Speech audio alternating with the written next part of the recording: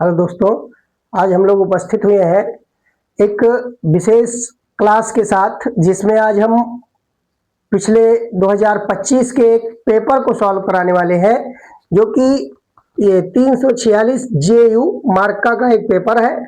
इस पेपर को आज हम सॉल्व कराने वाले हैं।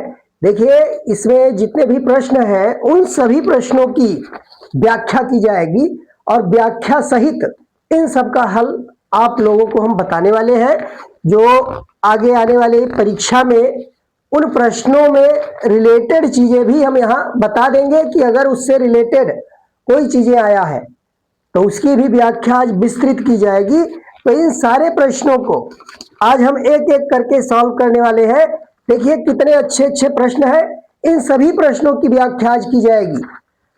तो अब हम इस पूरे पेपर को दो अलग अलग क्लास में पूरा करेंगे, जिसमें आज हम आधा पार्ट इसका खत्म करने वाले हैं और आधा हम अगले क्लास में पुनः सॉल्व करेंगे। तो आइए देखते हैं इसके जो भी ऑप्शनल प्रश्न है इस पेपर के, उन ऑप्शनल प्रश्नों को हमने यहां लिख रखा है। तो अब इन प्रश्नों को देखिए कैसे इसका विस्तृत व्याख्या सहित हल कैसे करते हैं, आइए देखते हैं। देखिए पहला प्रश्न है, एक बेलनाकार बर्तन के खुले सिरे के केंद्र पर, एक बेलनाकार बर्तन के खुले सिरे के केंद्र पर क्यू आवेश रखा गया है। बर्तन के पृष्ठ पर विद्युत क्षेत्र का फ्लक्स है। बर्तन के पृष्ठ पर विद्युत क्षेत्र का फ्लक्स हमको बताना है। तो देखिए बेलनाकार बर्तन लिया गया है, इस तरीके से एक बेलनाकार बर्तन ये लिया गया है और इसका कह रहा है एक सिरा खुला है। बेलनाकार बर्तन के खुले सिरे के, तो एक सिरा खुला है, एक सिरा हमने कर दिया बंद, एक सिरा ये बंद कर दिया और इसके सेंटर पर रखा हुआ है क्यू कूलाम का आवेश, इसके सेंटर पर रखा हुआ है। बेलनाकार बर्तन के खुले सिरे के केंद्र पर क्यू आवेश रखा गया है। बर्तन के पृष्ठ पर विद्युत क्षेत्र का फ्लक्स बताना है, विद्युत क्षेत्र का फ्लक्स बताना है। तो अब देखिए यहां जब इसके सेंटर पर खुले सिरे के रखा हुआ है और हमें इस बर्तन के पृष्ठ से होकर गुजरने वाला विद्युत फ्लक्स बताना है, तो ऐसे सिचुएशन में हम इसी प्रकार का सममिति के लिए एक और बेलन की कल्पना करेंगे कि एक और बेलन इस तरीके से अगर खींच लिया जाए, ये बिल्कुल इसी के साइज का, इसी के आकार का, इसी के व्यास का, तो ये दो बेलन इस तरीके से रख दिया जाए तो बीचों बीच में आवेश क्यों पड़ेगा। अब ये बीचों बीच में अगर आवेश क्यों पड़ेगा तो हम गॉस नियम से बता सकते हैं कि यहां दोनों बेलन जो भी है, दोनों बेलन, इस दोनों बेलन के पृष्ठ से होकर गुजरने वाला विद्युत फ्लक्स क्यू बटा एप्सिलॉन नॉट होता है। लेकिन यहां दो की बात नहीं की गई, ये तो सममिति के लिए हमने बनाया है कि अगर दो बेलन होता तब गुजरने वाला विद्युत फ्लक्स क्यू बटा एप्सिलॉन नॉट होता। लेकिन प्रश्न में एक बेलनाकार बर्तन, एक ही बर्तन है, तो अगर दो बर्तन से कुल गुजरने वाला विद्युत फ्लक्स फाई ई क्यू बटा एप्सिलॉन नॉट है, तो एक बेलन से कितना होगा, तो इसका आधा भाग होगा।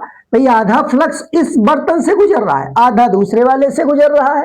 तो इस प्रकार से इसको दो हाफ भागों में बांट लिया जाए तो एक भाग से कितना विद्युत फ्लक्स गुजरेगा, तो एक भाग से होकर गुजरने वाला जो विद्युत फ्लक्स होगा वो क्यू बटा एप्सिलॉन नॉट का आधा होगा, यानी क्यू बटा 2 एप्सिलॉन नॉट होगा। तो इस तरीके से इस प्रश्न को हम ऐसे देख सकते हैं कि अगर दो होता तो संपूर्ण फ्लक्स क्यू बटा एप्सिलॉन नॉट दो बेलनाकार बर्तन से होकर गुजरता, लेकिन यहाँ एक बेलनाकार बर्तन है तो इसका आधा गुजरेगा, यानी क्यू बटा 2 एप्सिलॉन नॉट। ये ऑप्शन नंबर सी इसमें राइट आंसर होगा, ऑप्शन नंबर सी इसका राइट आंसर होगा। अब आइए देखते हैं एक का खा वाला प्रश्न। पूर्व दिशा में प्रक्षेपित एक इलेक्ट्रॉन चुंबकीय क्षेत्र द्वारा उत्तर दिशा की ओर विक्षेपित हो जाता है। देखिए यहां कह रहा है पूर्व दिशा, तो पूर्व दिशा हम इस दिशा को मानते हैं। अगर हमको पूर्व दिशा को दिखाना है तो ये ईस्ट है, ये पूर्व दिशा है, यानी ईस्ट हम पूरब कह सकते हैं। तो पूर्व दिशा में प्रक्षेपित एक इलेक्ट्रॉन है, चुंबकीय क्षेत्र द्वारा उत्तर दिशा की ओर विक्षेपित होता है। इस पर अगर चुंबकीय क्षेत्र लगता है तो ये उत्तर दिशा की ओर, यानी ये नॉर्थ दिशा की ओर विक्षेपित होता है, या हम कह सकते हैं चुंबकीय बल के कारण, चुंबकीय बल का प्रभाव जो है वो उत्तर दिशा में है। तो चुंबकीय बल का प्रभाव उत्तर दिशा में है और फिर कह रहा है कि चुंबकीय क्षेत्र की दिशा हो सकती है। तो चुंबकीय क्षेत्र की दिशा क्या हो सकती है? ऑप्शन देखिए क्या दिया है, पश्चिम की ओर। तो पश्चिम की ओर करें तो यहां वैद्युत क्षेत्र के ठीक तल में हो जाएगा, तो ये नहीं हो सकता। दक्षिण की ओर तो ये बल के ठीक विपरीत दिशा में होगा, यानी उसी तल में हो जाएगा, बल वाले तल में, तो ये भी संभव नहीं है। फिर कह रहा है तल के लंबवत ऊपर की ओर। हाँ, ये हो सकता है, तल के लंबवत ऊपर की ओर। तो तल के लंबवत ऊपर की ओर जब रहेगा तो बल और जिधर गति कर रहा है इलेक्ट्रॉन उसके विपरीत धारा बहेगी। भाई धारा की दिशा इसके ठीक विपरीत होगी, तो धारा इस डायरेक्शन में बहेगा। इलेक्ट्रॉन की गति इस दिशा में हो रही है तो विपरीत दिशा में धारा बहेगी, और बल की दिशा जो है वो उत्तर दिशा में है। तो निश्चित रूप से चुंबकीय क्षेत्र की दिशा इन दोनों के ठीक लंबवत होगी, इन दोनों दिशाओं के ठीक लंबवत होगी। यानी हम कह सकते हैं तल के लंबवत बाहर की ओर, तल के लंबवत बाहर की ओर, तल के लंबवत बाहर की ओर, यानी हम ऊपर की ओर यहां कह सकते हैं ऊपर की ओर। तो इसमें ऑप्शन नंबर सी हमारा राइट आंसर होगा। खा में ऑप्शन नंबर सी हमारा राइट आंसर होगा। फिर अगला कह रहा था तल के लंबवत नीचे की ओर, तो ये नहीं हो सकता, क्योंकि तल के लंबवत नीचे की ओर करेंगे तो यहां ऑप्शन हमारा गलत होने लगेगा। इस तरीके से इस डायरेक्शन में धारा है, बल की दिशा ये है, तो चुंबकीय क्षेत्र की दिशा जो होगी वो इन दोनों के लंबवत ठीक बाहर की ओर होगी। तो लंबवत बाहर की ओर हम यहां लगा सकते हैं। अब देखिए प्रश्न संख्या एक का गा प्रश्न। तो गा खंड में देखिए समतल विद्युत चुंबकीय तरंगों के पथ में एक मुक्त इलेक्ट्रॉन रखा है। एक समतल विद्युत चुंबकीय तरंग है, उसके पथ में एक मुक्त इलेक्ट्रॉन रखा है। इलेक्ट्रॉन गति करना प्रारंभ करेगा, यानी जब विद्युत चुंबकीय तरंग गुजरेगी और उसके पथ में कोई मुक्त इलेक्ट्रॉन रख दिया गया तो मुक्त इलेक्ट्रॉन की गति किधर होगी, यही पूछा गया है। मुक्त इलेक्ट्रॉन गति करना प्रारंभ करेगा, तो कह रहा है विद्युत क्षेत्र की दिशा में, चुंबकीय क्षेत्र की दिशा में, या तरंग संचरण की दिशा में, या चुंबकीय क्षेत्र के तल में तथा तरंग संचरण की दिशा में। तो देखिए इसमें क्या ऑप्शन सही हो सकता है। तो हम जानते हैं जो मुक्त इलेक्ट्रॉन है वो एक आवेशित कण है, उस पर ऋणावेश होता है और वो स्थिर अवस्था में है। तो केवल और केवल स्थिर अवस्था में होने के कारण केवल और केवल वैद्युत क्षेत्र का ही उस पर प्रभाव पड़ेगा, चुंबकीय क्षेत्र का प्रभाव नहीं पड़ेगा। और वैद्युत क्षेत्र के प्रभाव में वो वैद्युत क्षेत्र की दिशा में गति करना प्रारंभ कर देगा। ऑप्शन नंबर ए इसका हमारा राइट आंसर होगा। अब देखिए प्रश्न संख्या घ। एक द्वि उत्तल लेंस के प्रत्येक पृष्ठ की वक्रता त्रिज्या r है। एक द्वि उत्तल लेंस है, उसके प्रत्येक पृष्ठ की वक्रता त्रिज्या जो है वो r है। उसके पदार्थ का अपवर्तनांक म्यू बराबर दिया है 1.5। इसके लिए यानी f और r में हमें संबंध बताना है। तो देखिए एक लेंस मेकर सूत्र पढ़ा गया है। लेंस मेकर सूत्र में हमें फार्मूला पढ़ते हैं 1/f बराबर म्यू -1 इंटू 1/r1 - 1/r2। ये लेंस मेकर सूत्र में इस फार्मूले को हम पढ़ चुके हैं। लेंस मेकर सूत्र से इस फार्मूले को हम पढ़ चुके हैं। अब इसमें देखिए यहां कह रहा है द्वि उत्तल, तो द्वि उत्तल लेंस मतलब इस तरीके से ये द्वि उत्तल लेंस ये है। तो इसकी जो पहली वक्रता त्रिज्या होगी, यानी दोनों वक्रता त्रिज्या इसकी r मानी गई है। भाई वक्रता त्रिज्या दोनों r माना गया है। प्रत्येक पृष्ठ की वक्रता त्रिज्या r है, तो r प्रत्येक पृष्ठ की वक्रता त्रिज्या है। तो एक ये वाला r जो r1 वाला r है वो धनात्मक होगा और r2 वाला r जो लिया जाएगा वो ऋणात्मक होगा। तो अब इसमें देखिए 1/f बराबर क्या आएगा, 1/f इसका मान 1.5 है म्यू का, और यहां से हम 1/r1, तो r1 को हम कहेंगे धनात्मक, 1/r1 को हम 1 धनात्मक r लिख देंगे। फिर माइनस 1/r2 जब करेंगे तो r2 का मान ऋणात्मक है, तो माइनस माइनस ये प्लस हो जाएगा 1/r, प्लस हो जाएगा 1/r। अब इस तरीके से इसको अगर सॉल्व किया जाए तो यहां आएगा 0.5 और यहां पर आ जाएगा 2/r, ये आ जाएगा 2/r। और 0.5 को अगर 2 से मल्टीप्लाई करें तो ये 1 हो जाएगा, यहां 1/r मिल जाएगा। यानी यहां से देखिए 1/f बराबर 1/r मिल गया, 1/f बराबर 1/r मिल गया। और क्रॉस मल्टीप्लीकेशन करेंगे तो f बराबर r यहां उत्तर आएगा, f बराबर r। तो देखिए इसमें घा में ऑप्शन नंबर बी हमारा राइट आंसर होगा। एफ बराबर आर सॉल्व करने पर यहां हमको प्राप्त हो रहा है। तो इस प्रकार एफ बराबर आर ऑप्शन नंबर बी में है, बी हमारा राइट आंसर होगा। अब देखिए इसका अंगा प्रश्न, 220 वोल्ट के प्रत्यावर्ती धारा स्रोत का शिखर विभव है। 220 वोल्ट इसके दिया हुआ है आरएमएस वैल्यू। भाई स्रोत का अगर विभव दिया है तो वह उसका वर्ग माध्य मूल मान होगा। तो ये वर्ग माध्य मूल मान दिया हुआ है, प्रत्यावर्ती धारा स्रोत का विभव दिया है 220 वोल्ट, और हमें बताना है इसका शिखर विभव कितना होगा। तो शिखर विभव का मान हमें निकालना है। तो आरएमएस वैल्यू हम पढ़ चुके हैं, बी आरएमएस बराबर बी नॉट बाई 2, ये फार्मूला पढ़ चुके हैं। अब यहां से अगर निकाला जाए, ये 220 वोल्ट है, 220 वोल्ट के प्रत्यावर्ती धारा स्रोत का शिखर विभव ज्ञात करना है। तो शिखर विभव ज्ञात करने के लिए देखिए इसका ऑप्शन क्या मिलेगा हमको। तो यहां √2 होता है फार्मूले में, √2, ये वी आर एम एस बराबर बी नॉट बटा √2। तो यहां से हम अगर बी नॉट की वैल्यू निकाले, बी नॉट, तो ये आ जाएगा √2 गुणे बी आर एम एस, ये हो जाएगा। और इसका मान होता है 1.414, और बी आर एम एस की वैल्यू दिया हुआ है 220, तो ये 220 हो जाएगा। अब इसका अगर मल्टीप्लीकेशन कराया जाए तो ये नियरली इक्वल 310 वोल्ट के लगभग में आएगा, 310 वोल्ट के लगभग में, यानी 309 के आसपास या 10 के आसपास मिल सकता है। ये 309 पॉइंट कुछ आएगा, गुणा करके चेक कर सकते हैं। तो 309 तो इसमें ऑप्शन नहीं दिया है, लेकिन लगभग दिया है 310, तो इसमें ऑप्शन नंबर सी हमारा राइट आंसर होगा। 310 वोल्ट लगभग ये हमको मिल जाएगा। फिर देखिए अगला कह रहा है शुद्ध अर्धचालक को अपमिश्रित करने पर, शुद्ध अर्धचालक है यानी नैज अर्धचालक है, उसको अपमिश्रित करने पर उसकी चालकता पर क्या प्रभाव पड़ेगा। उसकी चालकता बढ़ जाती है या घट जाती है या वही रहती है या शून्य हो जाती है। तो जैसा कि जानते हैं कि निज अर्धचालक को जब हम बाह्य अर्धचालक में कन्वर्ट करना होता है तो वहां अपद्रव्य मिलाया जाता है। पी टाइप एन टाइप में कन्वर्ट करने के लिए हम अपद्रव्य अशुद्धि मिलाते हैं। तो अशुद्धि मिलाने से क्या प्रभाव पड़ता है, उसकी चालकता जो होती है वो बढ़ती है। जब हम निज अर्धचालक को बाह्य अर्धचालक में कन्वर्ट करते हैं तो उसकी चालकता बढ़ जाती है, यानी 10 का घात 8 परमाणु अगर निज अर्धचालक के हैं और उसके साथ एक अपद्रव्य परमाणु मिला दिया जाए तो 10 का घात 16 गुना तक उसकी चालकता, यानी उसकी चालकता 16 गुनी हो जाती है, उसकी चालकता 16 गुनी हो जाती है। तो इस प्रकार से इसमें हम कह सकते हैं चालकता बढ़ाया जाता है अपमिश्रण करके। शुद्ध अर्धचालक को अपमिश्रित करने पर उसकी चालकता बढ़ जाएगी, तो उसकी चालकता बढ़ जाएगी। अब आइए देखते हैं प्रश्न संख्या 2 का। तो 2 के का प्रश्न में दिया है विशिष्ट प्रतिरोध का मात्रक लिखिए।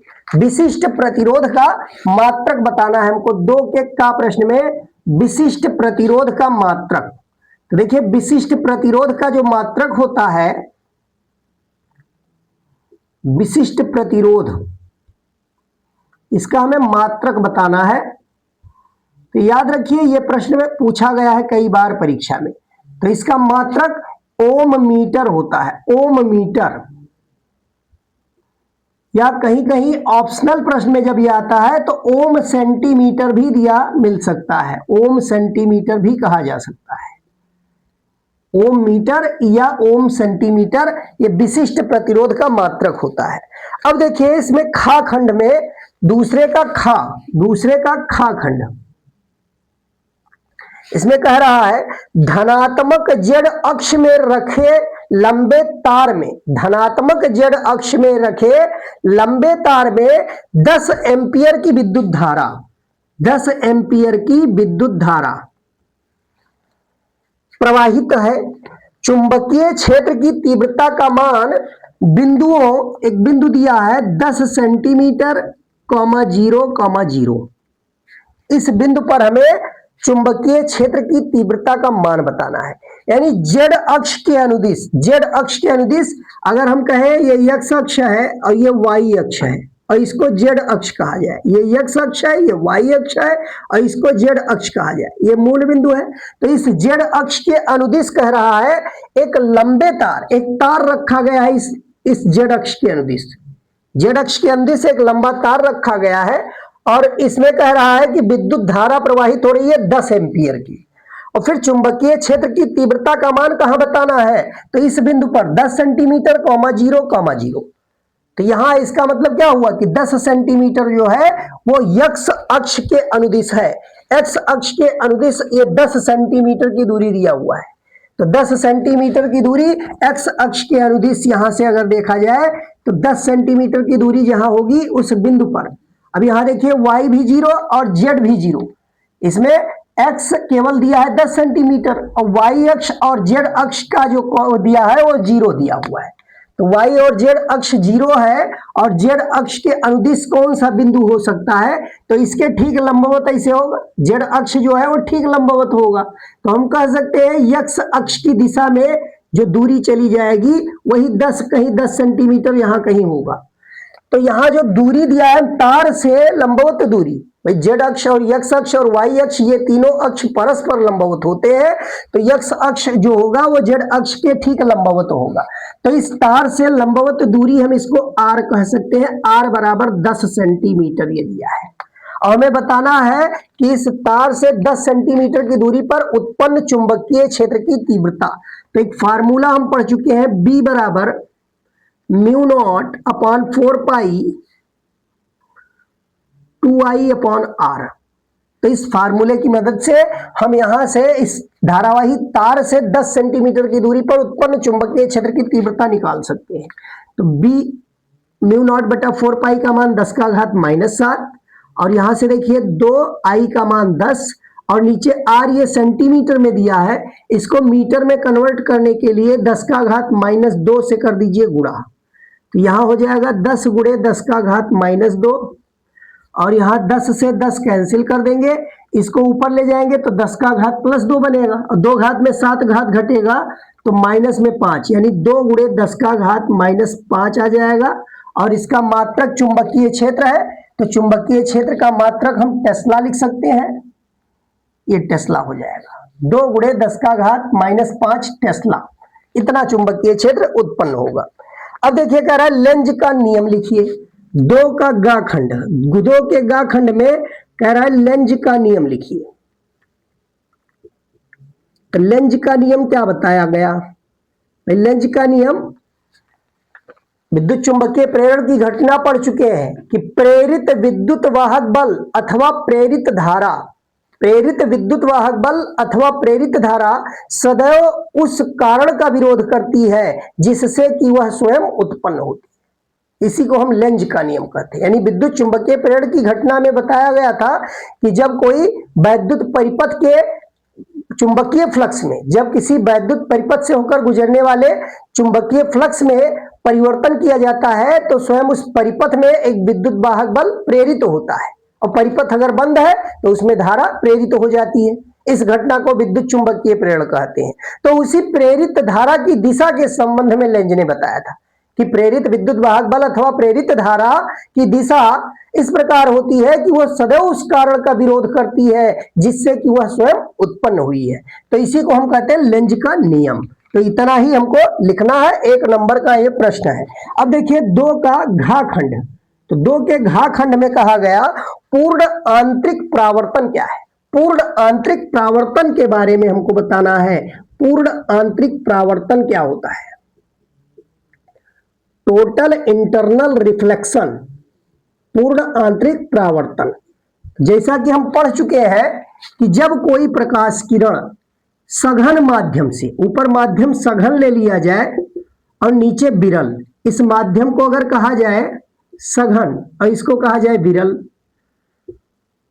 और इस प्रकार प्रकाश किरण आपतित कराया जाए, ये अभिलंब है, और इस प्रकार प्रकाश किरण आपतित कराया जाए कि इसका आपतन कोण, इसका आपतन कोण, इसको अभिलंब कहा जाता है, अभिलंब।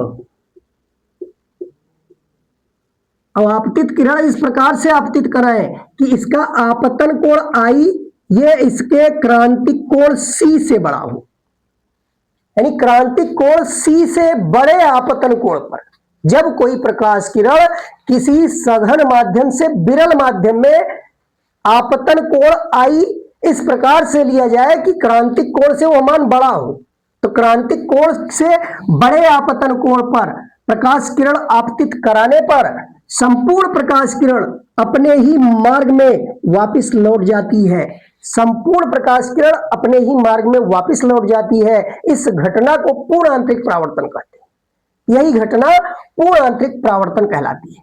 या हम ऐसा कह सकते हैं कि जब कोई प्रकाश किरण सघन माध्यम से विरल माध्यम में जाती है तो वह अभिलंब से दूर हटती है। अपवर्तित होने पर वह अभिलंब से दूर हटती है, और जैसे जैसे हम आपतन कोण का मान बढ़ाते जाते हैं, वह आपतन कोण का मान जैसे जैसे बढ़ाते जाते हैं, देखिए यहां से कोई हमने एक जनरल कोण ले लिया, एक जनरल कोण ले लिया ये, तो जैसे ही जनरल कोण पर हमने डाला प्रकाश किरण तो ये अभिलंब से दूर हटेगी। आ रही थी इस मार्ग से तो थोड़ा सा विचलित होगी, अभिलंब से थोड़ा दूर हट जाएगी। अब जैसे जैसे आपतन कोण इसका बढ़ाते जाएंगे ये अभिलंब से और ज्यादा अपवर्तित होगी। एक ऐसा आपतन कोण आएगा जिस पर अपवर्तन कोण ठीक 90 डिग्री मिलेगा, तो इस आपतन कोण को कहेंगे क्रांतिक कोण। और जब क्रांतिक कोण से बड़े आपतन कोण पर प्रकाश किरणें डालेंगे तब वो अपने ही माध्यम में वापस लौटेंगे। तो ठीक वही घटना है कि क्रांतिक कोण से अधिक आपतन कोण पर आपतित प्रकाश किरण अपने ही माध्यम में वापस लौटने लगती है। इस घटना को कहते हैं पूर्ण आंतरिक परावर्तन। तो इसी की व्याख्या करना था, 1 नंबर का प्रश्न है। अब देखिए कह रहा है कार्य फलन की परिभाषा दीजिए। कार्य फलन क्या होता है? तो ये प्रकाश वैद्युत प्रभाव की घटना में पढ़ चुके हैं कि जब कोई धातु की प्लेट पर हम प्रकाश किरणें आपतित कराते हैं तो उस धातु की पृष्ठ से इलेक्ट्रॉन का उत्सर्जन होता है, जिसको प्रकाश इलेक्ट्रॉन कहते हैं या फोटो इलेक्ट्रॉन उसको कहते हैं। तो ठीक उसी से जुड़ा ये प्रश्न है, कार्य फलन को कह रहा है परिभाषित कीजिए।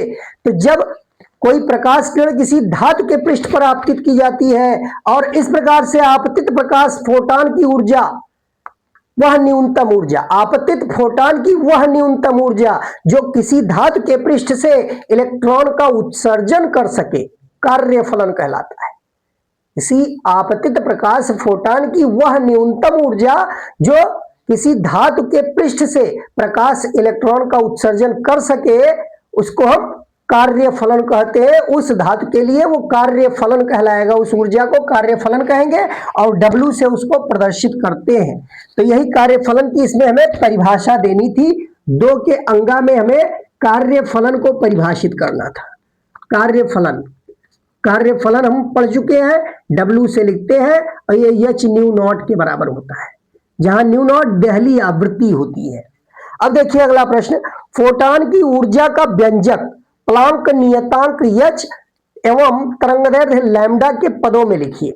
इसमें 2 के चाखंड में हमें बताना है कि फोटॉन की ऊर्जा का व्यंजक लिखना है और वो भी प्लांक नियतांक H और तरंगदैर्घ्य लैम्डा के पदों में।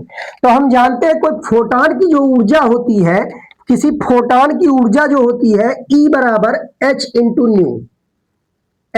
न्यू। ये प्लांक ने बताया था, प्लांक ने क्वांटम सिद्धांत दिया था, उसी से बताया था कि प्रकाश फोटॉन की ऊर्जा, एक फोटॉन की ऊर्जा h न्यू के बराबर होती है। और हम जानते हैं कि न्यू बराबर होता है c बटा लैम्डा, न्यू बराबर होता है c बटा लैम्डा। अब इसी में न्यू की जगह पर अगर c बटा लैम्डा लिख दे तो जो कहा जा रहा है वो संबंध हमको प्राप्त हो जाएगा, hc बटा लैम्डा। तो इसी को H और लैम्डा के पदों में फोटॉन की ऊर्जा का यही व्यंजक होगा। तो फोटॉन की ऊर्जा का हमें व्यंजक प्राप्त हो गया। अब देखिए प्रश्न संख्या 3 में क्या कह रहा है। तो प्रश्न संख्या 3 में कह रहा है उपयुक्त परिपथीय आरेख खींचकर वैद्युत परिपथ संबंधी किरचॉफ के नियम लिखिए।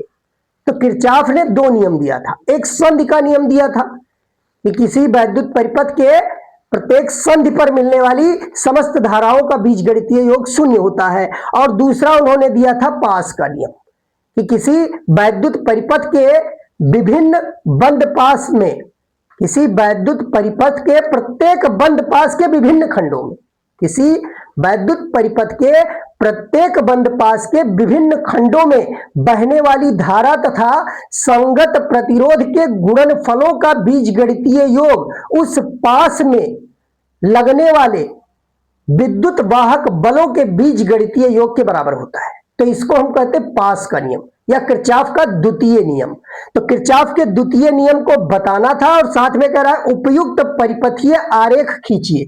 तो इसका उपयुक्त परिपथीय आरेख हम इस प्रकार से खींच सकते हैं कि एक सेल हम इस प्रकार से यहां लगा देंगे और यहां पर एक वैद्युत प्रतिरोध दिखा देंगे, और एक दूसरे में भी हमने एक सेल लगा दिया और एक वैद्युत प्रतिरोध यहां भी दिखा दिया, और तीसरा हमने एक शाखा ले लिया जिसमें केवल वैद्युत प्रतिरोध लगा दिया। इस प्रकार से हमने 3 शाखाएं ले ली, परिपथ को थोड़ा जटिल बनाया, इसका विद्युत वाहक बल E1 और इस सेल के विद्युत वाहक बल को हमने लिख दिया E2, और इस प्रतिरोध को R1 और ये प्रतिरोध है R2 और इसको कह दिया जाए R3। अब देखिए इस सेल से बहने वाली धारा ये होगी I1, इस सेल से बहने वाली धारा होगी I2, और ये दोनों धाराएं मिलकर इसमें आएंगी I1 प्लस I2। तो इस प्रकार परिपथ में धारा का प्रवाह होगा, और इसमें अगर किरचॉफ का द्वितीय नियम लगाया जाए, यही परिपथ बनाना था, इसमें कह रहा उपयुक्त परिपथीय आरेख खींचकर वैद्युत परिपथ संबंधी किरचॉफ के नियम लिखिए, तो इसमें हमें किरचॉफ का नियम लिखना था। तो अब देखिए अगर किरचॉफ का द्वितीय नियम लगाया जाए तो इसको पास 1 कहेंगे और इसको पास 2 कहेंगे। अब यहाँ मुख्य धारा की दिशा इस सेल के अनुरूप लिया जाए तो ये मुख्य धारा की दिशा कही जाएगी, ये मुख्य धारा की दिशा इस पास में, और इसमें इस डायरेक्शन में मुख्य धारा हम ले लेंगे इस सेल के अनुरूप। अब यहां देखिए किरचॉफ का अगर द्वितीय नियम लगाया जाए पहले पास में, पास 1 के लिए अगर किरचॉफ का द्वितीय नियम लगाया जाए तो क्या मिलेगा?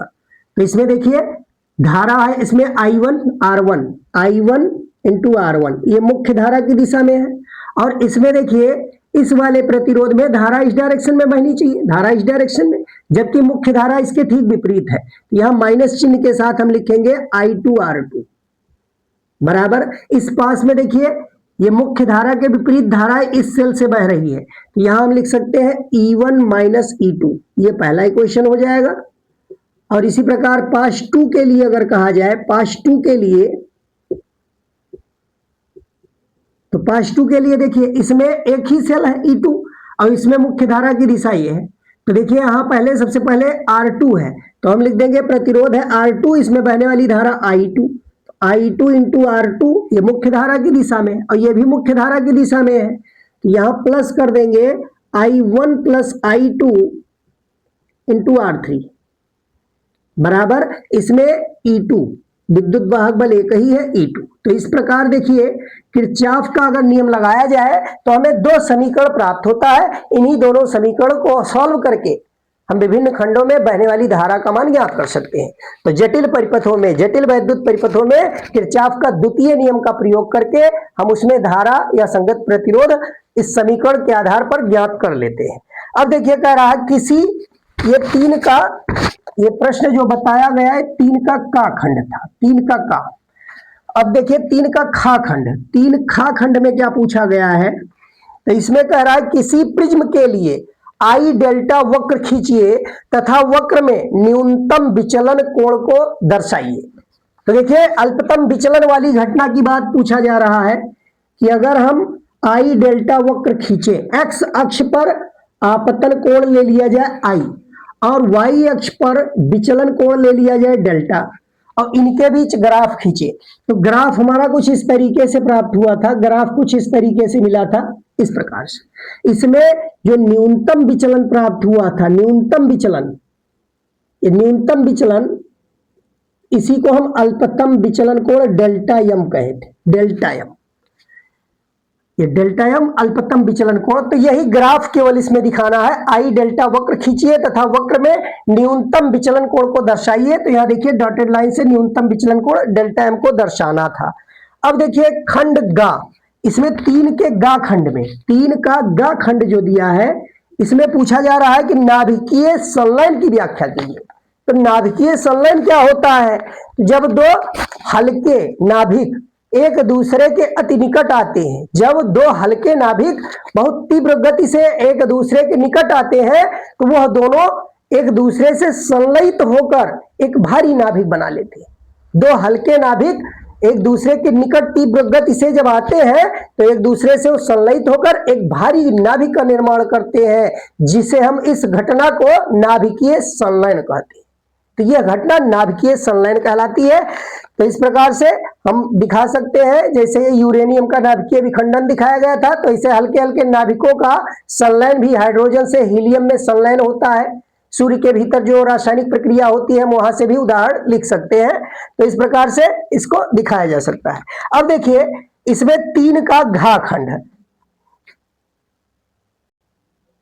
अब ये देखते हैं 3 का घा। तो 3 के घा प्रश्न में देखिए क्या कह रहा है, चित्र में प्रदर्शित परिपथ में बैटरी से धारा ज्ञात कीजिए। यहां एक चित्र दिखाया गया है 3 के घा में, इसमें कह रहा है बैटरी से जो धारा जा रही है, इस धारा को हमें ज्ञात करना है। कितनी धारा इसमें जा रही है, हमें वही धारा आई का मान ज्ञात करना है। तो देखिए यहां संधि डायोड लगा हुआ है, पीएन संधि डायोड, ये भी है ये भी है, 3 पीएन संधि डायोड है और इसमें प्रतिरोध 6 ओम का, इसमें 2 ओम का और इस शाखा में 3 ओम का प्रतिरोध लगा हुआ है और 10 वोल्ट का एक यहाँ बैटरी लगाया गया है। तो बैटरी से कितनी धारा प्रवाहित हो रही है, हमें वही धारा निकालना है। तो देखिए धारा आई जब यहां पहुंचेगा तो इसके आगे 3 मार्ग होंगे, एक इधर और एक इधर, ये 3 रास्ते हो जाएंगे धारा के मार्ग में। तो मान लिया हमने इधर जाने वाली धारा I1 है, इधर जाने वाली धारा I2 है और इधर जाने वाली धारा I3 है। ये अलग अलग 3 धाराएं यहाँ 3 धारों में बटेगी। इधर से I1 जाएगी, ये I1 आएगी, इधर से I2 आएगी और ये I3 यहाँ पुनः मिलके I बना लेगी। तो I धारा इस प्रकार से पूरे परिपथ में बह रही है। अब सबसे पहले हम चेक करेंगे कि पीएन संधि डायोड जो लगे हुए हैं कौन से अग्रदिशिक है और कौन से पश्चदिशिक। तो यहाँ देखिए पी क्षेत्र पॉजिटिव से, एन क्षेत्र निगेटिव से, तो इसको कहेंगे कि वाला पीएन संधि डायोड जो है ये अग्रदिशिक है। इसको चेक करें तो यहाँ देखिए एन क्षेत्र ये पॉजिटिव से जुड़ा है और पी क्षेत्र निगेटिव से, मतलब ये रिवर्स बायस में है। ये बीच वाला जो होगा वो रिवर्स बायस में है और बाकी ये भी फॉरवर्ड बायस, ये भी अग्रदिशिक है, ये भी पॉजिटिव। देखिए पी क्षेत्र पॉजिटिव से, एन क्षेत्र निगेटिव से, तो ये भी फॉरवर्ड बायस कह सकते हैं। अग्रदिशिक ये भी है और अग्रदिशिक ये भी है। तो ये दोनों ही पीएन संधि डायोड धारा को अनुमत करेंगे, लेकिन ये नहीं करेगा। यानी इसमें बहने वाली धारा I2 जो है उसको हम 0 कह सकते हैं। I2 बराबर 0, इस शाखा में धारा नहीं बहेगी। अब धारा I1 और नीचे I3 ये दोनों धाराएं बह रही हैं।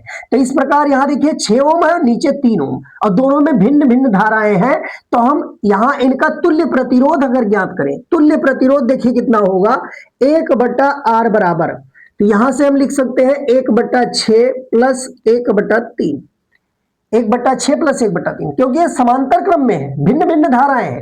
तो 6 और 3 ओम के प्रतिरोध समांतर क्रम में है, तो इनका तुल्य प्रतिरोध अगर निकाल लिया जाए तो हम धारा I निकाल सकते हैं। तो यहां से देखिए एलसीएम 6 हो जाएगा और यहां जाएगा 1 और यहां जाएगा 2। तो इस प्रकार से 3/6 और सॉल्व करने पर ये 1/2 के बराबर आएगा। क्रॉस मल्टीप्लीकेशन करें तो R बराबर आ जाएगा 2 ओम। R निकल आया और बैटरी पर जो विद्युत वाहक बल है 10 वोल्ट का है, या हम टर्मिनल विभवांतर कह सकते हैं 10 वोल्ट। अब हमें धारा I बताना है, तो I बराबर V/R होता है और V का मान 10 दिया है, R का मान आया है 2। तो इस प्रकार से धारा 5 एम्पियर की प्रवाहित होगी, 5 एम्पियर की धारा इसमें प्राप्त हो जाएगी। बैटरी से धारा 5 एम्पियर प्रवाहित होगी। अब देखिए इस प्रकार प्रश्न नंबर 4 का तो 4 के का खंड में कहा जा रहा है कि गाउस का नियम लिखिए और एक समान आवेशी सीधे तार के निकट वैद्युत क्षेत्र के सूत्र का निगमन कीजिए। यानी एक समान आवेशित सीधे तार के निकट, यानी पहला जो इसका अनुप्रयोग है वो पहला अनुप्रयोग, गाउस प्रमेय का पहला अनुप्रयोग हमें निगमन करना है, डेरिवेशन करना है। एक समान सीधे अनंत लंबाई के एक समान सीधे आवेशित तार के निकट वैद्युत क्षेत्र की तीव्रता, इसका निगमन करना है और गाउस का नियम लिखना है। तो गाउस का नियम जैसा कि हम जानते हैं कि किसी बंद पृष्ठ से होकर गुजरने वाला कुल वैद्युत फ्लक्स उस पृष्ठ से परिबद्ध कुल आवेश Q का 1/ε0 गुना होता है। तो ये गाउस का नियम है, या इसी को गाउस प्रमेय भी कहते हैं। और इस प्रमेय का अनुप्रयोग करके पहले अनुप्रयोग में निकाला गया था वैद्युत क्षेत्र की तीव्रता E बराबर, वैद्युत क्षेत्र की तीव्रता E बराबर λ/2πε0 इंटू R। ये फार्मूला पहले अनुप्रयोग से ज्ञात किया गया था। तो इसी का हमें निगमन करना है, या इसी को इस रूप में भी लिख सकते हैं ई बराबर 1/4 पाई एप्सिलॉन नॉट 2 लैम्डा बटा आर।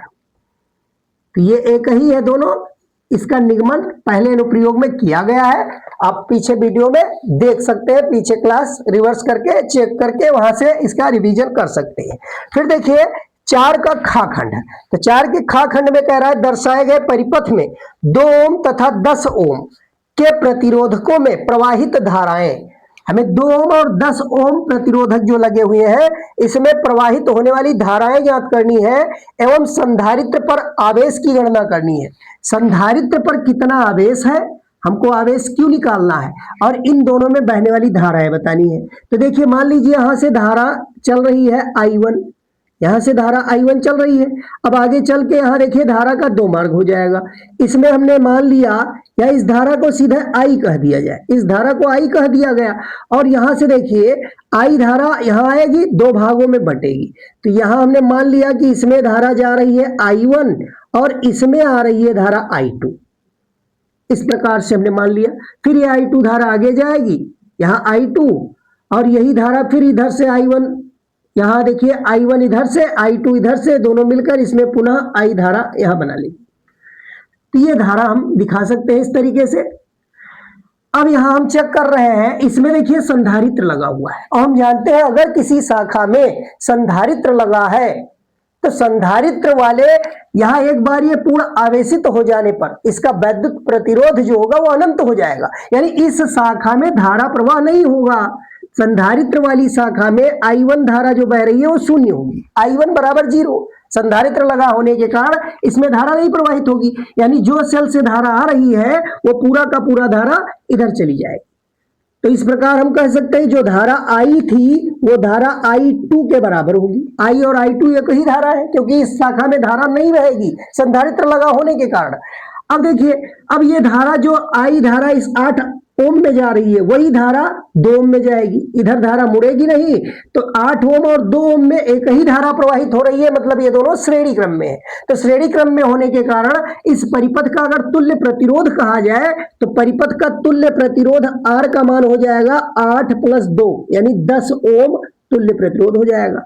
और 10 ओम अगर तुल्य प्रतिरोध हो गया और I और I2 बराबर है तो इसका मान हम निकाल सकते हैं। I और I2 जो दोनों बराबर है इसका मान क्या हो जाएगा, I बराबर V बटा R। V कितना है 2 वोल्ट, R का मान 10 है, यहां से आ जाएगा 0.2 एम्पियर, 0.2 एम्पियर। अब पहला प्रश्न पूछ रहा था 2 ओम वाले प्रतिरोध में धारा, इसमें कह रहा है कि 2 ओम प्रतिरोध में धारा, 2 ओम प्रतिरोधक में धारा,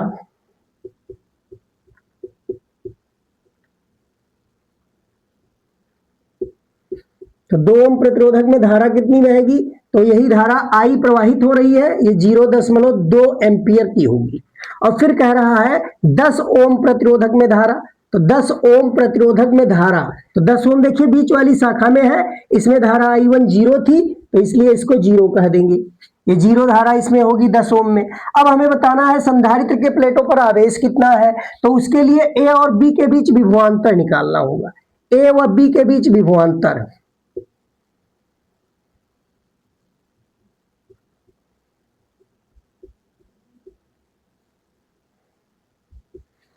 ए और बी के बीच विभवांतर कैसे निकालेंगे, देखिए ए और बी के बीच विभवांतर निकालने के लिए हम क्या कर सकते हैं, सबसे पहले यहां अगर 2 ओम के सिरे पर विभवांतर कहा जाए, ए और बी के बीच विभवांतर, ए और बी इसमें बिंदु दिया हुआ है, कौन सा है, 2 ओम में धारा संधारित्र पर, हाँ इसको मान लीजिए, यहां इसको हमने मान लिया बिंदु ए और इसको बी, ये दोनों ए और बी है।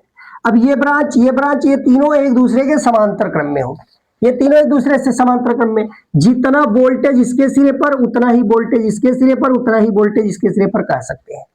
तो हम यहां से अगर निकालना चाहे कि कितना संधारित्र के सिरे पर वोल्टेज होगा, तो संधारित्र के सिरे पर वोल्टेज ज्ञात करने के लिए देखिए क्या कर सकते हैं, सबसे पहले हम 2 ओम प्रतिरोध में धारा ज्ञात करेंगे, इसके सिरे पर विभवांतर,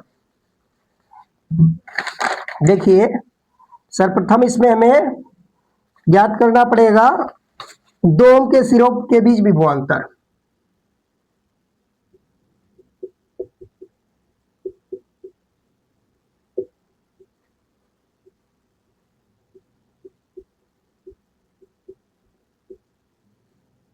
डोम के सिरों के बीच विभवांतर, तो विभवांतर बराबर होता है प्रतिरोध गुणे धारा।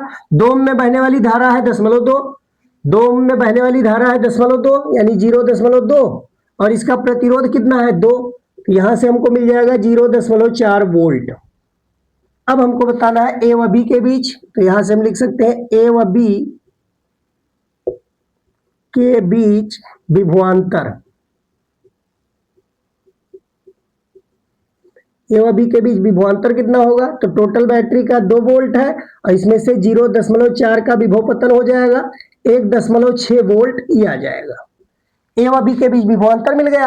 अब हम आवेश निकाल सकते हैं। संधारित्र पर आवेश Q बराबर C इंटू वी कह सकते हैं फार्मूला, और C का मान दिया है 10 माइक्रोफेरड और V का मान आया है 1.6, तो ये जो भी आएगा वो माइक्रो कूलाम में आएगा, ये माइक्रो कूलाम में, तो इसका मल्टीप्लिकेशन करके हम 16 माइक्रो कूलाम ये आंसर लिख सकते हैं।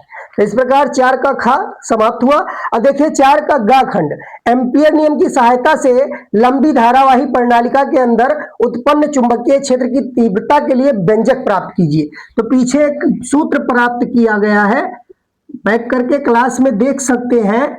चुंबकीय क्षेत्र की तीव्रता mu not an I not, ये फार्मूला निकाला गया है एम्पियर का परिपथीय नियम प्रयुक्त करके लंबी धारावाही प्रणालिका के भीतर उत्पन्न चुंबकीय क्षेत्र के लिए यह व्यंजक प्राप्त किया जा चुका है, वहां से डेरिवेशन देख सकते हैं।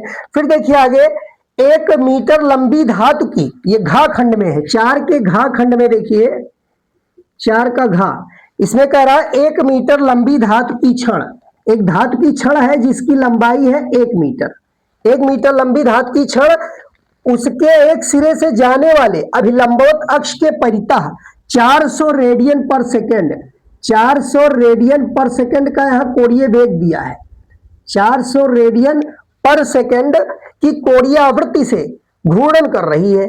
यानी 1 मीटर लंबी धातु की छड़ उसके एक सिरे से जाने वाले अभिलंबवत अक्ष के परितः 400 रेडियन पर सेकंड की कोणीय आवृत्ति से घूर्णन कर रही है। छड़ का दूसरा सिरा एक धातु के वलय से संपर्कित है। अक्ष के अनुदिश चुंबकीय क्षेत्र, अक्ष के अनुदिश चुंबकीय क्षेत्र दिया है 0.5 टेस्ला, इतना चुंबकीय क्षेत्र है। वलय तथा अक्ष के बीच प्रेरित विद्युत वाहक बल की गणना कीजिए। हमें प्रेरित विद्युत वाहक बल की गणना करना है, तो इसके लिए देखिए फार्मूला है E बराबर 1/2 बी ओमेगा एल स्क्वायर, ये फार्मूला है। तो इस फार्मूले के मदद से यहां हम E निकाल सकते हैं, प्रेरित विद्युत वाहक बल ज्ञात कर सकते हैं।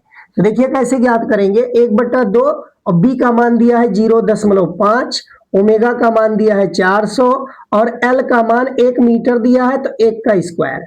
अब इसको अगर सॉल्व किया जाए तो 400 को 0.5 से मल्टीप्लाई कराएंगे तो 200 आएगा, और 200 के 2 से भाग करेंगे तो यहाँ 100 वोल्ट आ जाएगा।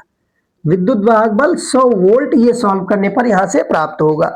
और अंगा वाला प्रश्न देखिए, 4 का अंगा, तो 4 के अंगा खंड में 4 का अंगा दिया है, पतले लेंसों के लिए लेंस मेकर सूत्र प्राप्त कीजिए। तो लेंस से मेकर सूत्र पतले लेंस के लिए प्राप्त किया गया था 1/f, और यहां हम μ-1 लिख सकते हैं, या अपवर्तनांक n से लिखा जाए तो n-1 भी कह सकते हैं, 1/r1 - 1/r2, जैसा कि पिछले प्रश्न में इसका उपयोग किया गया था। तो यहां म्यू की भी लिख सकते हैं, अगर अपवर्तनांक को म्यू से लिखा जाए तो यहां μ-1 कर देंगे, या अपवर्तनांक n माना गया है तो n-1, इसका निगमन करना है। पतले लेंस के लिए जो लेंस मेकर सूत्र है उसका निगमन करना है। इस प्रकार ये 4 प्रश्न समाप्त हुए। अब हम नेक्स्ट क्लास में प्रश्न संख्या 5 और शेष बचे सभी खंडों को अगले पार्ट में पूरा करेंगे। आज के लिए इतना ही, धन्यवाद।